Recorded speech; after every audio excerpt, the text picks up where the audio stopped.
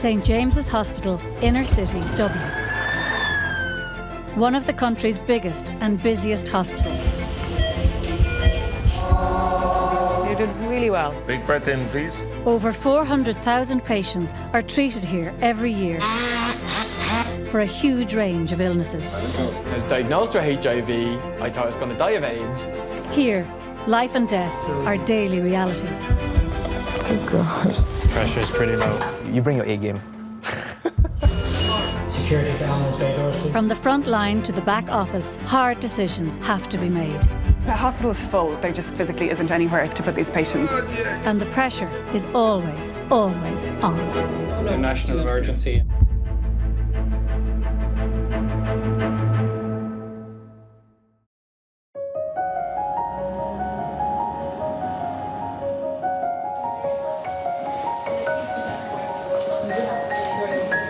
I'll just leave you here now, and then I have to go in to see the doctor, and you can come in with me.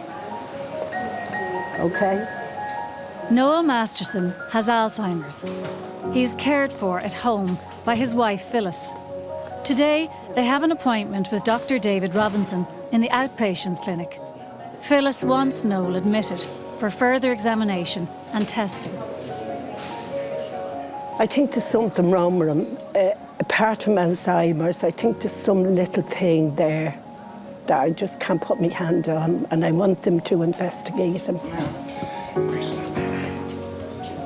Have a seat. I'll just get his chart. Hello. Hi, Noel. How are you? Good. Noel's getting a bit frustrated at times, isn't that correct? Well, since Saturday night coming into Sunday morning, he got this aggressive. He wanted to go use the toilet all the time, bowel motion, and he couldn't go. No, he pushed me about twice. He'd never done that before. Okay.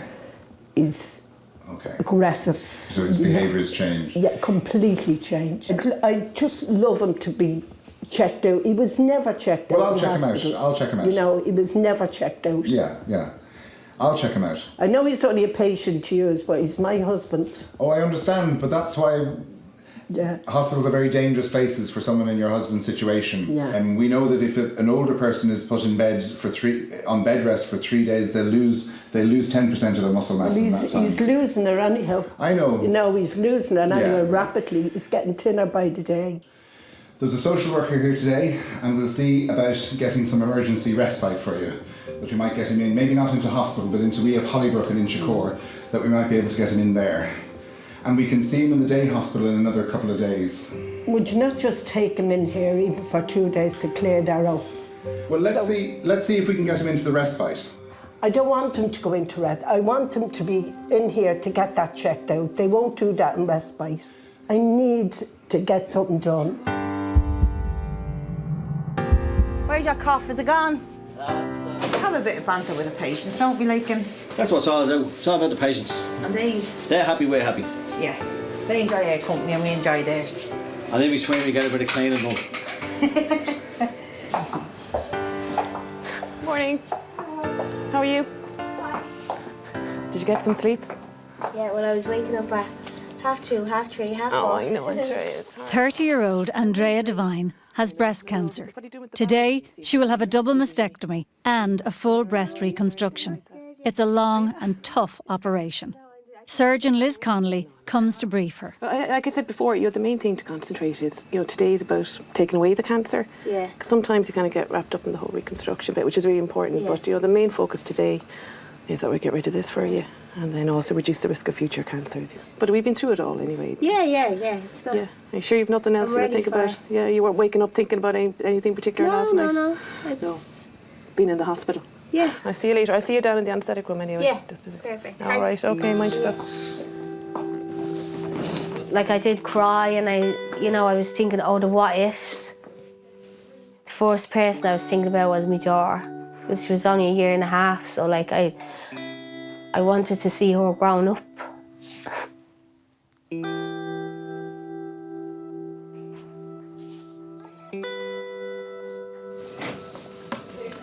Hiya. Are you all right to walk out to the trolley or do you want me to bring it into? No, I can walk in. Yeah? I'm just going to check that. And you have the stockings on. Yeah. Lovely. Andrea came to see us in June of last year, and she presented with a right breast lump that had been there for over a year, and she was quite relaxed about it because she'd recently had a child, so she felt it was related to the pregnancy, and she had no family history of any breast cancer in the family. But she had all her imaging and her biopsy done, and that confirmed then that she had breast cancer. Yeah, so the first case is Andrea Devine. She's a 30-year-old lady that presented in June 2017 with a lump in her right breast. It was about 3 centimetres of diagnosis, very close to the nipple. You can see the mammogram here. When we look at the ultrasound, at that point we can see a typical invasive tumour immediately behind the nipple. So we can see the tumour here. When Andrea was first diagnosed, she discovered she carried the rare gene mutation, BRCA2.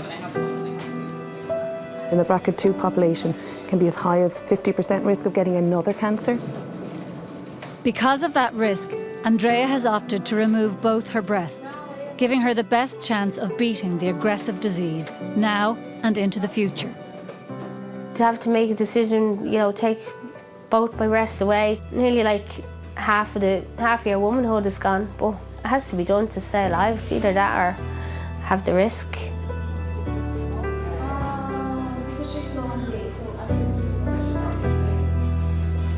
Okay, you're feeling very tall today, are you? Oh, huge. Not as tall as you now, giant. One of the bizarre things in the world is somebody drawing all over you first thing in the morning.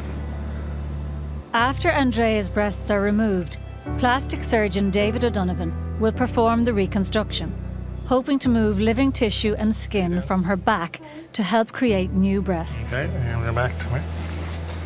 I'm just going to pinch you a little bit, okay? Yeah. This is where we're going to take the skin to reconstruct the area where Andrea's nipple is removed. And we're going to mark out the area where that muscle that's underneath the skin is going to keep that area of skin alive. And we're going to use this area of skin here to replace the area of skin that Professor Connolly removes at the front. All right, we're good to go. Yeah? Yeah. Hope you had plenty of sleep last night. Plenty of sleep last night. All good. You all here for? Good evening. Branko, did the cattle come in? Oh, over 1 million meals per year. Are you free? Would you like someone from Project? Emergency Department consultant Dr. Una Kennedy begins her shift. It's one of the busiest days of the year, and the department is severely overcrowded. Una's main job is to try and clear the backlog of patients and reduce the waiting time for people to be seen. No chest pain or anything, just generally feels unwell, generally feels loud. It's busy. We came on this morning to a 13-hour wait to be seen. The waiting room was full of patients who had slept on chairs overnight. There were 22 inpatients waiting on trolleys for bed this morning. So the hospital is full. There just physically isn't anywhere to put these patients. We've been here since midnight last night, and it was about 10 hours in total waiting in the waiting room. The place was packed to capacity, I would say. There was a lot of noise, a lot of commotion. Turns out I have appendicitis, so I was right to come in. It just slows the whole place down. It's really hard to keep the place moving and keep processing patients when it's that busy. Obviously, this isn't something that's going to clear up in the next couple of hours. Just squeeze my hand. Okay, so there we are. There's the tumour. Help, my dad, he's just left. Help, please. What's going on? Is he dead? No, he's just not responding, so call for help. Go get something, call 999 and get something. Brilliant, that's all we want. Breast cancer patient Andrea Devine is facing a gruelling 12-hour double mastectomy and reconstruction. Surgeon Liz Connolly will perform the mastectomy. However, this radical surgery is not a guarantee that Andrea will be cancer-free at the end of the operation. We really won't know until we remove the tissue and the pathologists go through it in detail to see whether there's any residual cancer. But clinically you can't feel a lump anymore. That doesn't mean there's no cancer there, and that's why she needs to have the tissue removed. And then in Andrea's case, she also needs to have it removed because of her high risk of the future, because of her gene carrier status.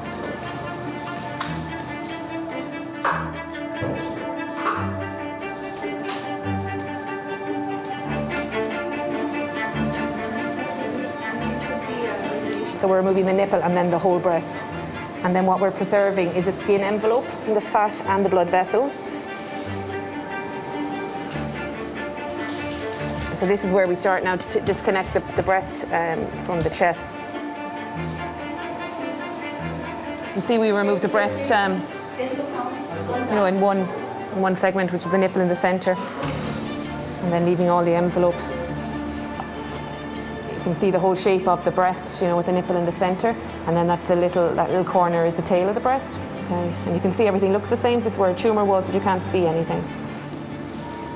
Andrea's breast tissue is taken to the pathology lab, where senior medical scientist Lisa Ryan begins the examination. This will give a first indication as to whether Andrea's cancer has spread. We usually feel through the different slices to see if we can identify any tumour, which is usually any firm area.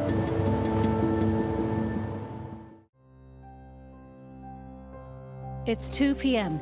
The overcrowding in the emergency department has worsened. Patients are being assessed and then wait to be treated according to priority. The average wait for treatment now stands at 14 hours. ED consultant Dr. Una Kennedy is working hard to clear the backlog. She's been asked to attend a bed management crisis meeting as the knock-on effects are felt across the hospital. I think my time is better served here, seeing the patients in the emergency department. But on days like today, when it's particularly busy, I'll go down to that meeting to try and get a picture, a view as to where we're going to be going late into the evening. Good to see you. We got on top of it this morning, but there's now 33. But we just had the buses arrived. There's 33 patients waiting to be seen. Are there? Yeah. Right. And we're chock-a-block. I'm in like 2 to a cubicle, and now the corridor is zone 2, and zone 3 is just full. There's 82 patients in the ED. Yeah. How are things then there, Anna? Yeah, exceptionally busy. There are around 90 in the department at the minute. There 90? Yeah. Yeah. There's 21 accepted, 18 have no beds. Okay. Thank you. Jenny, how are things? Yeah, very, very slow. My big concern today, typical Tuesday, is my cancers. There's one bladder tumour there that I am worried about, and we've had to cancel the other 2. So I just went back to teams, got them to prioritise, but it looks like we may be cancelling cancers again today. Today is a bad day. That is not a good day. We don't like to have meetings in the middle of the day. Obviously they'll have to cancel some patients, who's the most appropriate to cancel. It's really unfortunate, and you don't want to do that. And the last thing you want to do is cancel anybody who's coming in for cancer surgery.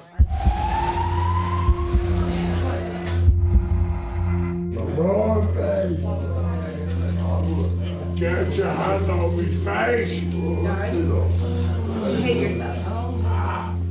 Phyllis Masterson is struggling to look after husband Noel, who has Alzheimer's. The HSE have offered a home care package of half an hour a day, which Phyllis feels isn't enough.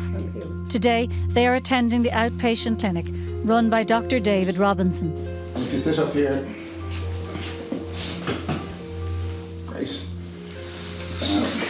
He's just deteriorating by the day. Yeah. Yeah. I think there could be something sinister going on. Yeah, I think. Now, let's straighten your legs out first. Straighten the legs. Can you straighten them out? No, I got you. I'm here.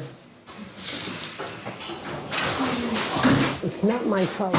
You're okay. You're okay. He is still bunged up in there quite a bit. Yeah. So what we'll do is we'll check some bloods on him. I can admit him to hospital, but if he comes into hospital, I don't think he'll go home again. Well, it won't be up to you.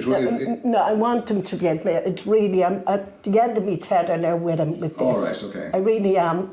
Don't know how stressful this is. I do. I've been with you over the last few months over this. It's so stressful. I know. I've no toilet downstairs. Phyllis, would you have a chat with the social worker for me, and let's see what we can figure out. I went into her before. She was to get me some help. I got no help. The HSE rang me yesterday and said they can't send me help yet because they haven't got it.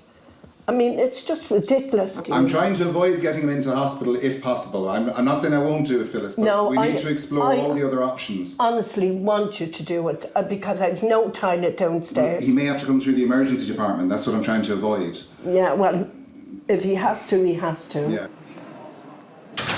No, I don't think he's going to do.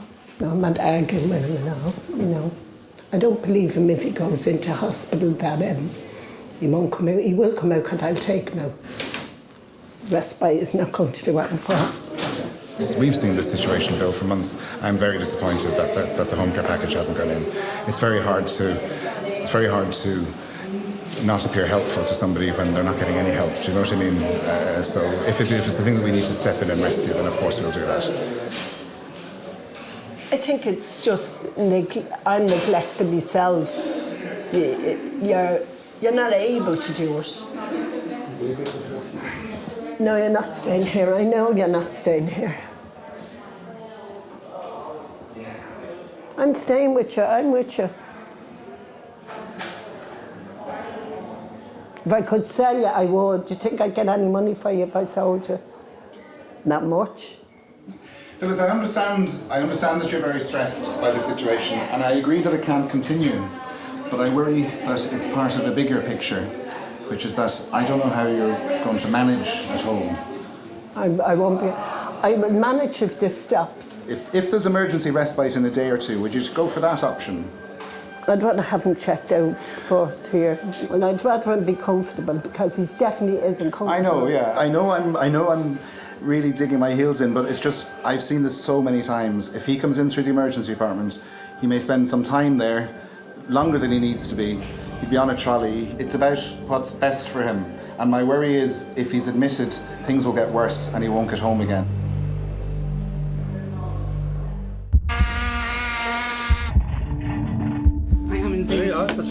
Thank you very much. That's all right. You're such a sweetheart, Yeah, I'm allergic to cats. Okay, you're not allergic to any medication? Just cats. Okay.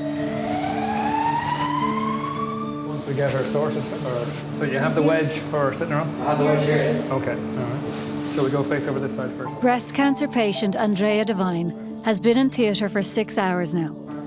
The mastectomy is complete and her breasts have been fully removed.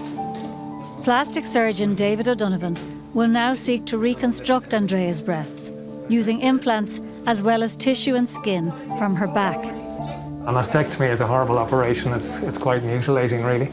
So to provide reconstruction the same day, even if it's not exactly what you had beforehand, to be able to leave the hospital, wearing a bra without having to have an external prosthesis is huge.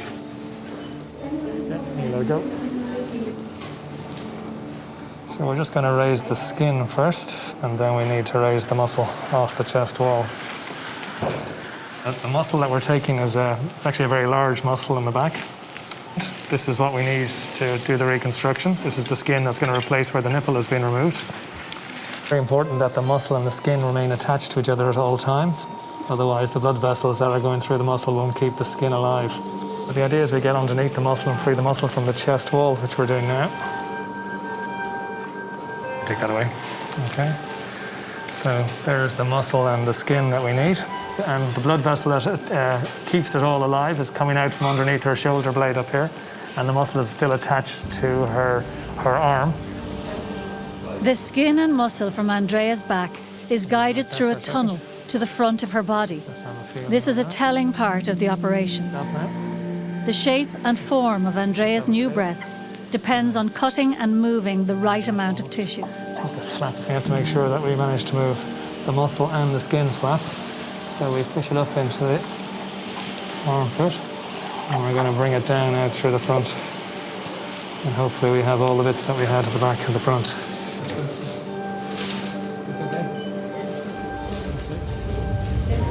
So the markings that we made at 8 o'clock this morning, this is when they actually become important. So we have to know where the actual, the outside line of her breast base was. If you try to change the size dramatically, well, if you try to make it bigger, you're not going to have enough skin, and if you try to make it very small, you're going to have a lot of extra skin. So yeah, we can get that in more. So Okay, we're going to take the 3O monocle. Only the first breast finished. Strangely, the tissue that you move from the back, sometimes when they scratch it afterwards, they feel it in their back. It still thinks it's back there, because the brain still registers it as being in her back. Andrea, it's all over, Pep, it's all done. You're just waking up now, okay? The operation's finished. Security to ambulance bay doors, please.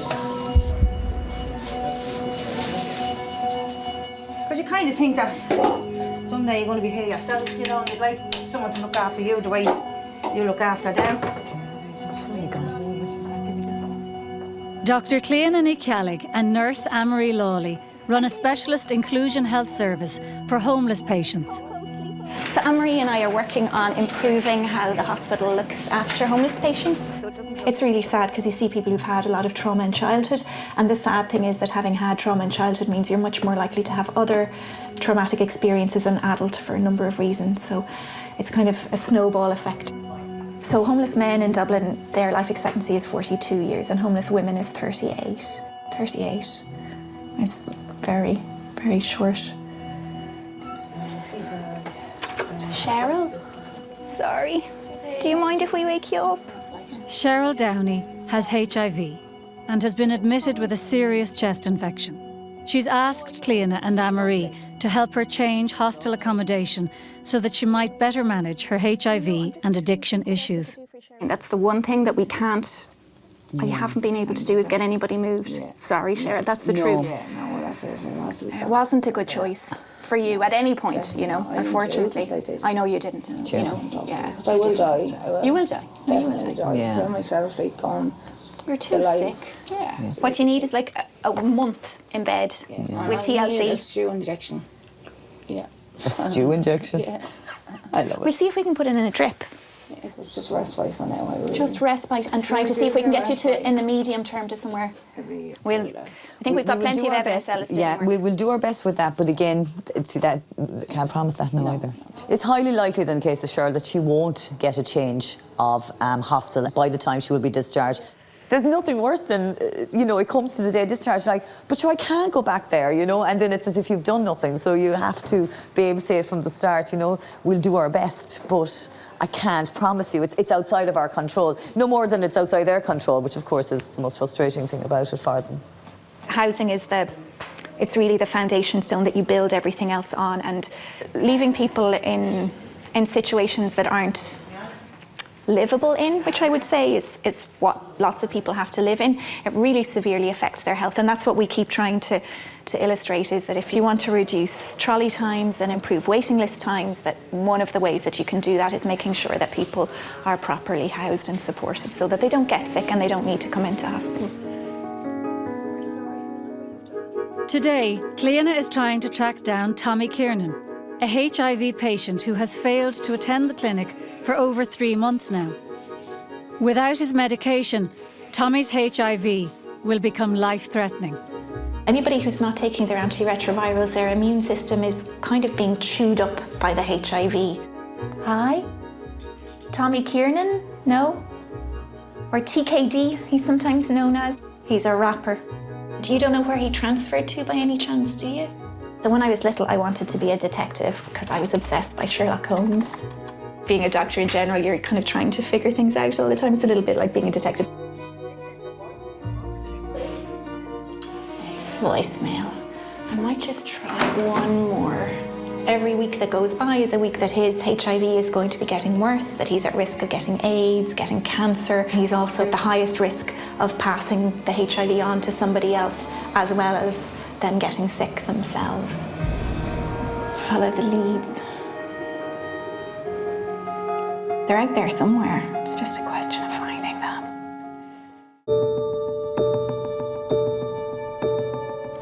Phyllis Masterson was hoping to have her husband Noel, who has Alzheimer's, admitted to hospital today for further tests and examination. So I just had another chat with Phyllis there, and I was able to suggest that maybe they come to the day hospital tomorrow, and then from there we could look at admitting from the day hospital if necessary, and she was happy with that. So she feels she'll cope for another evening, and then we can assess tomorrow. Yeah, it was a long battle, you know, but I think I won. well, 1:30 in the end. They don't really agree with me. But I don't want to put him into a nursing home because I don't think he'll ever come out if he went in.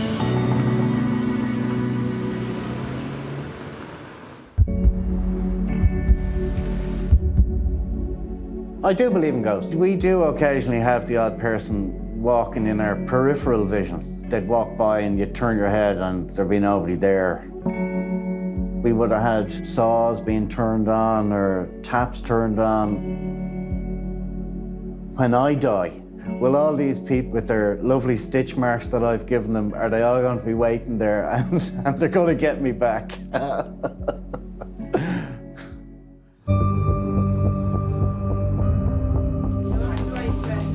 Emergency Department consultant Dr. Una Kennedy and the bed management team are still struggling to clear the huge backlog in the ED. Throughout the day, staff have dealt with a record number of patients. There's still 6 unplaced on the outpatients list. Okay. And oncology day are still ringing in. Pretty crappy. Yeah. It's like a motorway, you know, as soon as anything happens to slow down traffic, it takes a long time to decongest a traffic jam. We've had about 4 or 5 in their 90s, and we're still only placing. Yeah, and you've got a few significant long waiters there as well, so you need to try and get them sorted. Okay, I wish we had more beds today. That's my brother-in-law. He was my sister's husband, and she died. And that's my sister-in-law. Me babysitter. Busier today. Busy day, yeah. Very busy today. It really is. There's no busy beds. Most of the time, but this is the worst I ever seen him. You okay, Dad? Yeah, I'm good. He had a fall in the kitchen. I had a fall in the kitchen. So I hurt my knee and back on my knee. we've no complaints with the staff. I know they're very busy and I know it's a very long waiting list. I think if you come in with that mindset, they're doing their best and you just have to be here. They're going to look after you, so. 17 and a half hours since I first arrived in, and I'm still sitting on a chair. No bed yet. As Una's busy emergency department shift ends, she briefs the remaining ED team on the situation. And Emer, everyone who's been on this morning has worked so hard to get the place back in shape, and then the tsunami arrived and we've been playing catch up ever since. We came on to a 13-hour wait to be seen. We've had significant issues with inpatient overcrowding during the day. So we have 87 patients in the department now. 28 are waiting to be seen. So, in a new record, Zone 4 have already streamed 65 through. So thank you everyone for all your hard work. So I remain on call on my phone until 8 a.m. So the phone will be with me overnight. I'm available to come in. I'll be in within 20 minutes for a particularly sick patient, major trauma. I sleep at home in my bed as I normally do, go to bed. I don't have any problems going to sleep. If I've been on the floor here for 12, 13, 14 hours, I normally go home and pass out in bed pretty quickly. So sleeping isn't a problem. Waking up in the next morning is the problem. We can hold 4 bodies in each fridge. So this is me one step closer to divorce. What? Oh. The old staying late for an educational case. Go home, like, you know.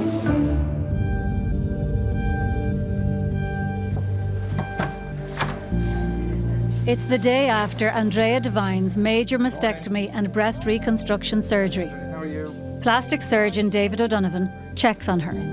Are you sore? I am a little bit sore, but it's more so just on my back. Have you had a look down yet? I did, I like them. You like them? Yeah. Great. I was quite happy. Okay, excellent. Have a little peek at the front if you don't mind. Yeah. That all looks good. Yeah, Nice and soft. I'm happy with them now, I have to say. Okay, so far Well so done. good. Thanks very much. So everything went great, and so far so good. All right. Thanks very much. It's brilliant. Really good. Like I'm delighted with how they look now, and I can't wait to see when they fully healed up, and like which will take a couple of weeks to see what way they look then. But right now, I'm delighted with them. Isn't she so cute? I'd like to just squeeze her.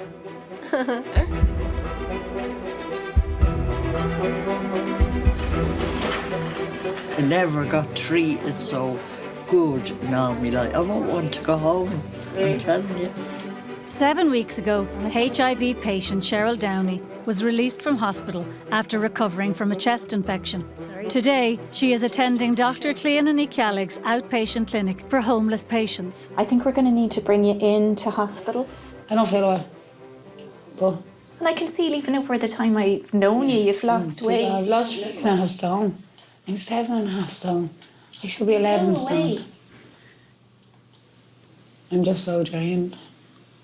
I have no energy. I keep getting dizzy. I am really sick. Oh, you are really sick? People are telling me, like... I mean, you have what we would call AIDS. I do have AIDS, I do.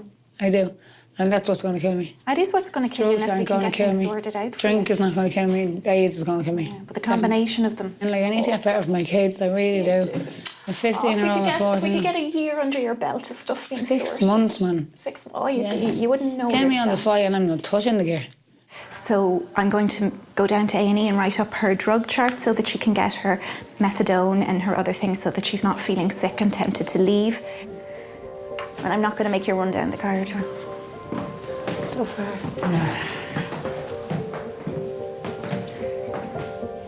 Sorry, change of plan. Maybe a bed in Margaret Keogh direct. I'm going to write you up for your fine now and get it for you. Is that okay? So if we just turn around and go back, Jesus.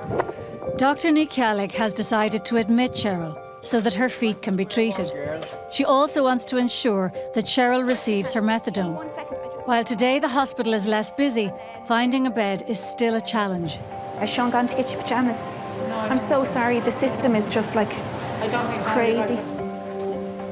The system as it works isn't ideal then, and you're at risk of them wandering off and coming back much later when their infection is up to their knee and they need their whole leg amputated, and you end up with loads more problems. So it's just the system not being able to cope with you identifying, okay, now is a good time to go in there and go in there early, and the system can't always cope with that very well. Oh, is it? Yeah, I'm just wondering if we have a bed at all for Cheryl Downey. Cheryl Downey. I'll ask the girls, yeah. I'll ask the girls to pack it up. Yeah, that's brilliant. Thank you so much. No worries. Bye. Bye. The good news is I was talking to a doctor who works in the Thompson Centre, and they're going to take you on. So that should be sorted when you get when you leave from here. You should be. I can just go there and then go straight to respite. Yeah. That'd be brilliant. Oh, you have to hug you. I love you so much. Oh, that's a good one for the camera. That wasn't just for the camera, by the way. That was genuine. It wasn't. I get that was a hugs all the genuine. time. That was definitely genuine. With one problem solved, Dr. Kealig moves on to the next. She's still trying to track down patient Tommy Kiernan, who she fears is off his medication. And Tommy is also on the missing list still no answer from his phone. If no answer, I'll give them a call again. You just don't give up. Because what's the point in giving up? It doesn't change anything. Yeah, you have to enjoy a bit of a sleep now, eh? How far can you walk normally? What do you mean, how far can I walk? Can you walk easily? Oh, yeah. A mile? Well, I never tried it. A week after her major surgery, cancer patient Andrea Devine is leaving hospital. Oh, I'm heading home. Yeah, heading home. Delighted, can't wait. I am looking forward to seeing Holly. I'm looking forward to seeing Jay. I'm looking forward to getting back to normal. Recovering. That's it, really. Even though Andrea's tumour has been removed, she still faces an anxious wait to know whether the cancer has spread beyond the breast tissue. Final results from pathology will take up to 2 weeks.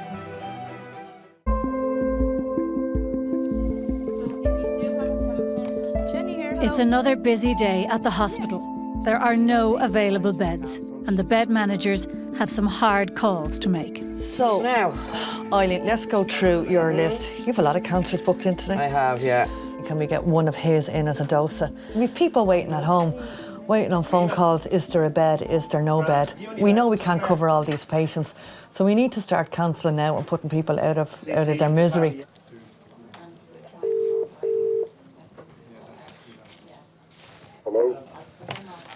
Hello, it's Jenny here from the hospital. I'm ringing you with bad news, I'm afraid. I don't have any discharges today to bring you in.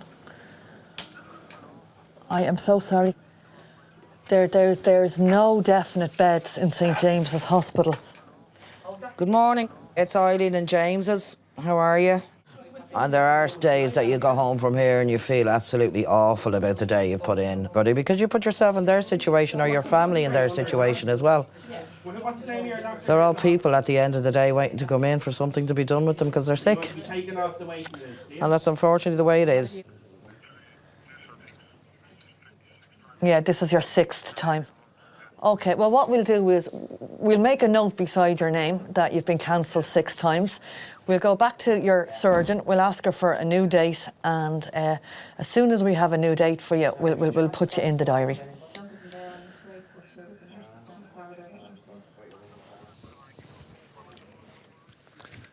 No, please don't give up. Don't give up hope. Don't give up just yet, OK?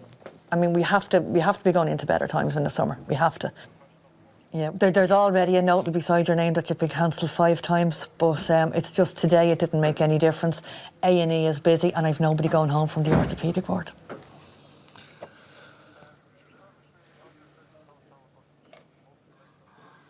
I'll do my best. I'll do our best, OK? OK. Thanks for being so nice about it. Good luck. See you then. Yeah, you ready for him? Perfect. Ah, anyway, very nice bloke. Cancelled for the 6th time today.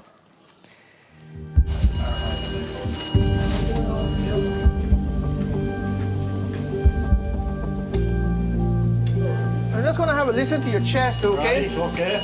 And I'm going to work this side. I'm just going to put a little line in your arm and take Okay. some Is that all right? Yeah. It's like a Formula 1 pit stop, so. Yeah. You're changing the weeds. Okay. It's 5 weeks since Phyllis Masterson brought her husband Noel to the outpatient clinic at St James's. Noel has Alzheimer's. A week ago, his condition deteriorated and he was admitted to hospital.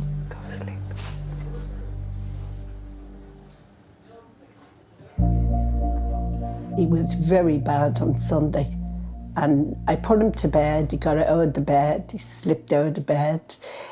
He hit his back off the radiator. He stood up and he fell right back down on his face again, so I knew there was definitely something wrong. No, you can't clear that away because that's because you had the needle there and it's just marked, it's just bruised. So you'll probably never come home again. No.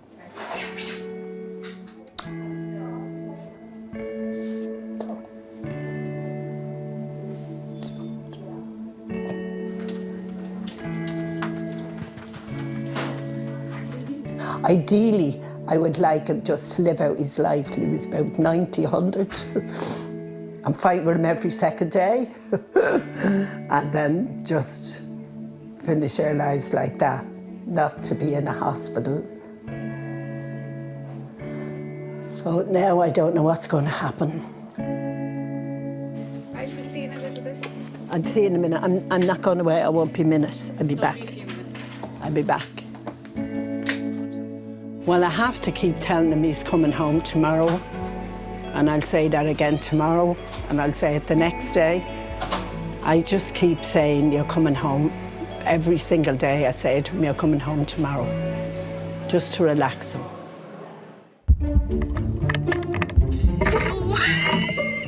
I have been up in the wards and a few of the patients did say that the steak and the roast beef was gorgeous.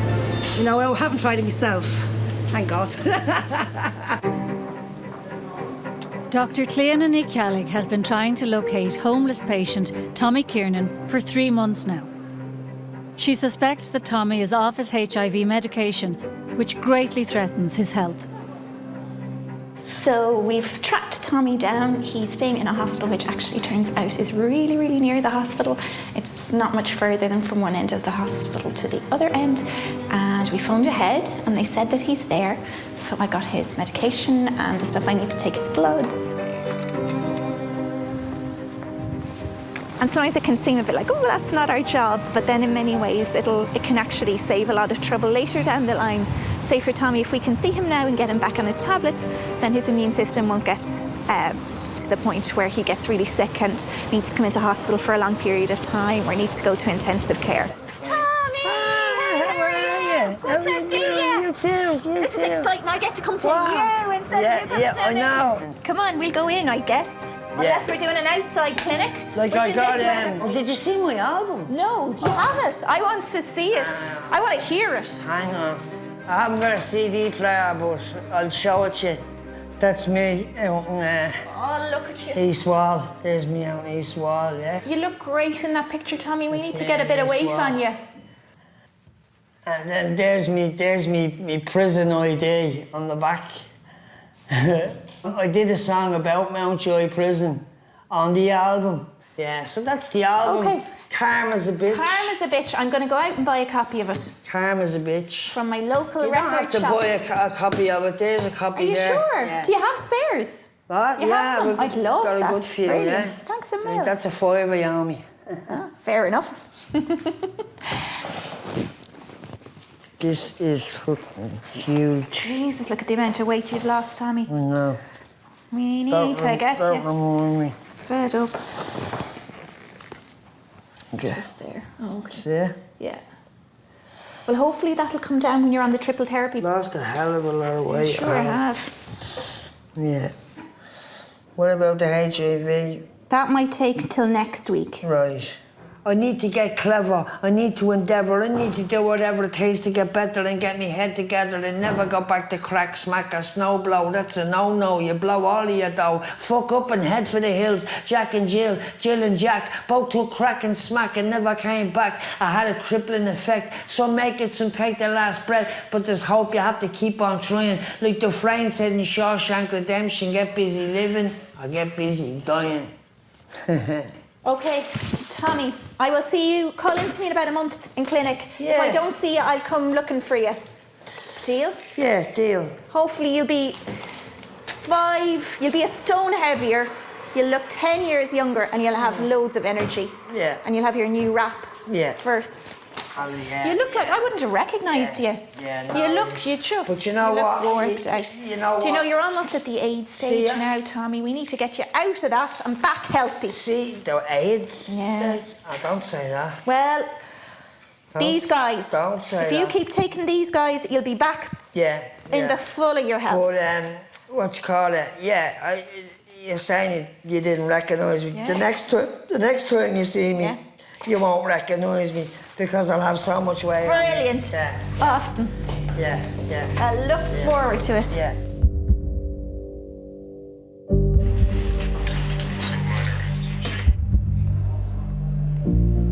You forgot Valentine's. I saved your life. It's 2 weeks since Andrea Devine had major double mastectomy and breast reconstruction surgery.